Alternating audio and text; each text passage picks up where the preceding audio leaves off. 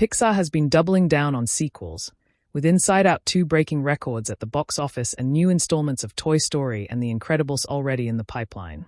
Talk has naturally turned to which classics could be revisited next, and for many fans, Ratatouille is high on the list.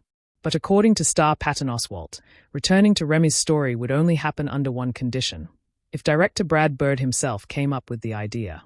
Speaking at the premiere of Spinal Tap 2, The End Continues, Oswalt explained that while he loved voicing the ambitious little rat, he doesn't see a sequel happening unless Bird is inspired to tell more of the story. The world where that exists is where Brad thinks of a great idea, he said. Until he does that, it's not gonna happen. I'm totally happy with no sequel unless he comes up with something amazing. And I trust Brad. The 2007 original followed Remy as he pursued his dream of becoming a chef, ultimately teaming up with Alfredo Linguini to open a bistro that embraced both humans and rats.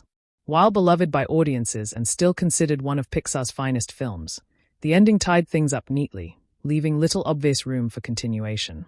That hasn't stopped speculation, especially given Pixar's recent push to expand some of its biggest titles.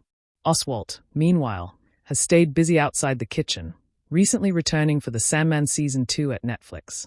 He doesn't appear in Spinal Tap 2, but as a comedian, he praised the long-awaited sequel for embodying what made the original special, satire created from genuine love of its subject.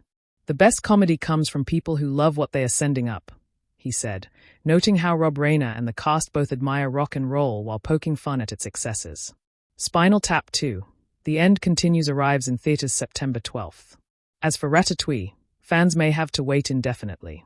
Unless Brad Bird finds inspiration for another serving, Oswalt is content to let Remy's story stand as a single, perfectly plated dish.